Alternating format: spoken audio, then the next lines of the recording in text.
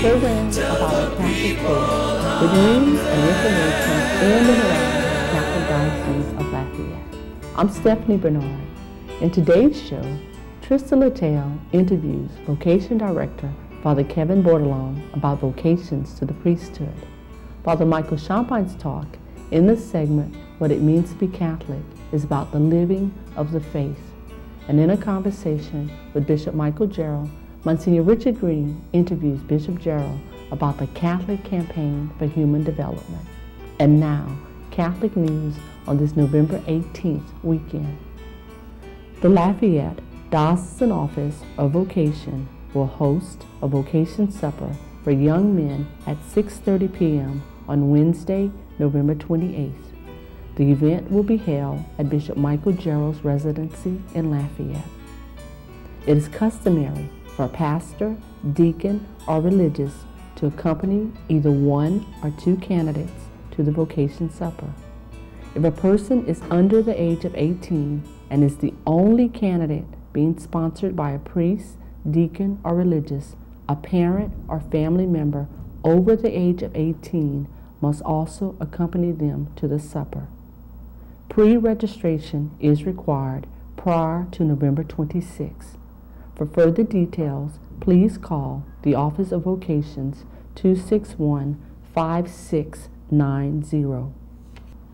The Community of Jesus Crucified encourages everyone to mark their calendars for the following retreat, to be held at Our Lady of Sorrows Retreat Center in St. Martinville.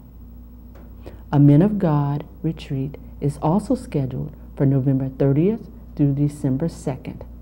This silent retreat, presented by Father Michael Champagne, will focus on helping men to better understand and respond to their baptismal call to holiness in their state of life.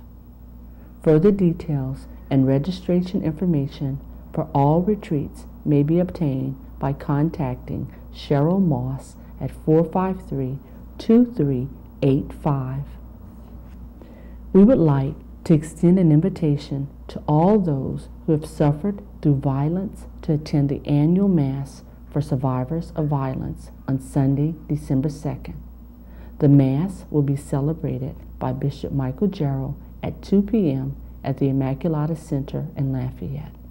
A reception will follow, and grief counselors will be available for consultation and referral if anyone is in need.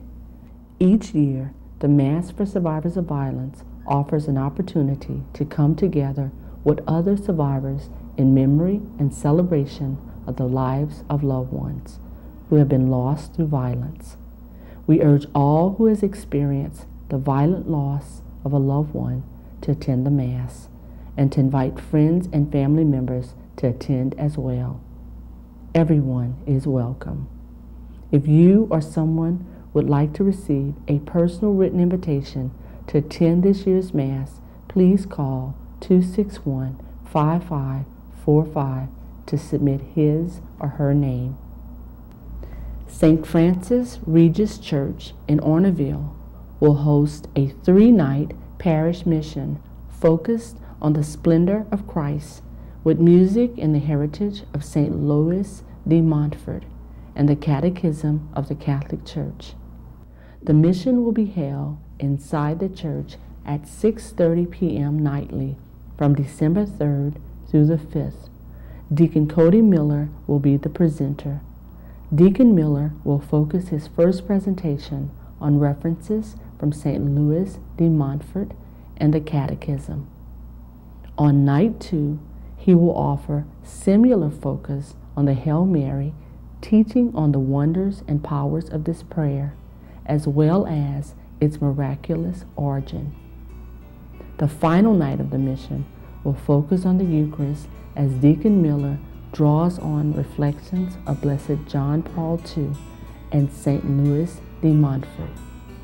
All are invited to attend this mission to help us to understand God's great love for us and His plan of salvation for our lives and how we can share that love with others.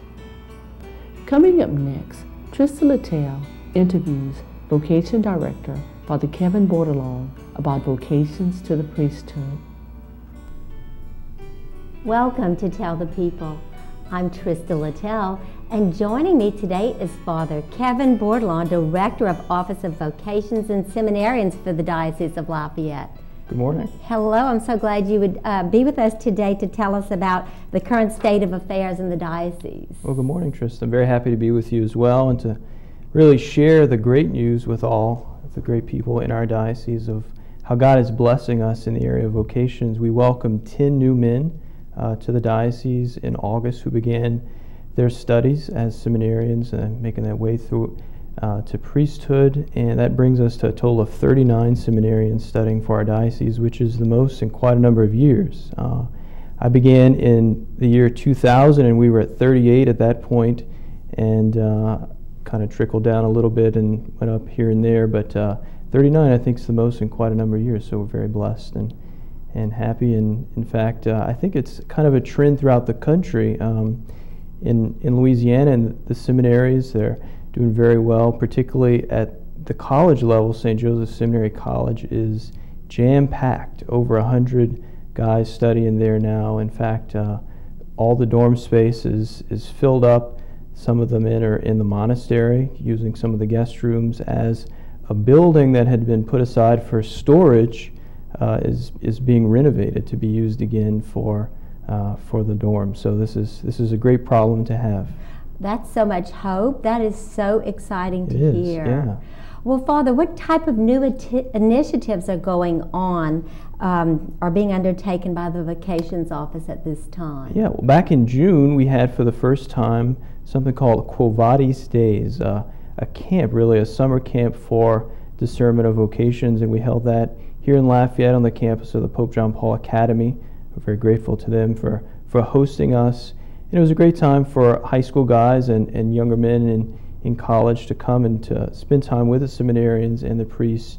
And there were a lot of activities in addition to talks about discernment, about prayer, about the process, what is entailed in discerning a vocation and what classes are like at the seminary, really what seminary life is like. In addition to that, we had a lot of athletic events and really a good time, and we were there for 3 days, and we had about 32 guys come, and I think they really enjoyed it. And one of the things we're doing to follow up with that, as that community and that fraternity was built through that experience, we're trying to really build on it. And so once a month, on the first Wednesday of the month, we're having what's called Quo Vadis Nights. And so it's all of those guys and others who were in high school who are considering a vocation. We're meeting at the cathedral. I have the 5:30 Mass at Cathedral on Wednesdays, and after that we meet for an hour and we discuss prayer and discernment, how to really know what God is calling them to do, and to be more aware of their talents and their gifts, and what is it that, in what way God is asking them to give their life for Him. So we've been doing that as well, and in addition, we're doing a discernment group on the campus of UL at the Student Center in the library on Sunday afternoons at 4:30, and so I'm trying to get that information out as we do meet through the Facebook page and those kinds of things. So just a few of the new initiatives from the Vocations Office. Well, you also have a Come and See retreat. Would you please tell us about that? Sure. The Come and See retreat is basically an open house, an opportunity for men to go and spend a few days at St. Joseph's Seminary College. And so that's the seminary for the first phase of formation, for those guys who are working on their philosophy formation, for those who are just out of high school, and those who maybe have already gotten a college degree but are then in that preparatory phase before they go to theology, the final 4 years before ordination. And so we have one coming up in November, November 30th through December the 2nd. And this Come and See is going to be directed towards guys who are in college and who have already finished college. So because their concerns are a little bit different from guys who are in high school, Sure. The talks can be geared in a different way. And so that Come and See is specifically for that group of people. And then in February, February 7th through the 9th, there's a Come and See specifically for high school juniors and seniors. And then for Palm Sunday weekend, March the 22nd through the 24th, there is a come and see that's sort of open for everyone who may have not been able to make the first two. And so very happy to welcome anyone interested. It's a great way to not just think about it, not just pray about it, but to actually be there in the seminary community, to meet the other men, and to really place yourself and to ask God, is this where you want me to be? As the men join in the community prayer, in the liturgy of the hours, the Mass, eating with them, being in the classrooms, is this a place where I find peace as I sit here? And then they can take all those images and all of those experiences back with them as they continue to pray about and discern what it is that God is calling them to do. So come and sees are a very important part of the discernment process. What do they have to do to sign up should they feel called to attend one of these? Sure. They can call my office here at the diocese, 261-5690. They can email me, parebourdelaw@gmail.com, or they can talk to their pastor, their priest in their parish, and they would be very happy to pass on that information as well. Well, we have about a minute. Could you give us some advice for someone who might be thinking about the priesthood? The most important thing is to really make an effort to pray, right? It is God who calls. It is a supernatural calling. And so with all the guys that I've met with through the process of the application and everything, it always begins whenever they make a serious effort to pray. Because God is the one who calls, and by getting closer to God, we hear the call, but also we come to trust that He is going to sustain us. And as challenging as it is, and maybe as scary as it is, whenever we have that connection with God, when we have that connection that is truly the Lord who's asking us to step out and to give this a try, that assurance is going to be there. And so the effort to pray, the effort to grow in our first vocation of holiness will allow us to accept that particular vocation that God is calling us to. Thank you for joining us today and sharing this wonderful information, and we hope that those out there will come and see. Thank you. Thank you. Stay tuned, folks. There's more to come on Tell the People. Thank you, Trista and Father Kevin. Coming up next, Father Michael Champlain's talk in this segment, What It Means to be Catholic. Good morning and welcome to Tell the People. If you're just joining us, we're treating presently in the month of November a brief introduction to the Catechism of the Catholic Church. And this is the third Sunday of November, and we're treating today an introduction to the third part, or the third pillar of those four pillars of the Catechism of the Catholic Church, namely its section called Life in Christ. We used to call it the moral section of the Catechism, about how one ought to live. So it's that third pillar, and we like to say that it is living the faith. Because as we saw our first Sunday, is that God revealed Himself to man, male and female, and gave us this gift, this elevated our souls to be able to respond to Him, to love Him, to serve Him, and thus to participate in His divine nature. And so that faith that we believe and we profess with our lips, we celebrate in the sacraments, and through the sacraments we're infused with His divine life and become more like Christ on earth. But we are called to live it. That even St. James says in his epistle, you ask about where is my faith?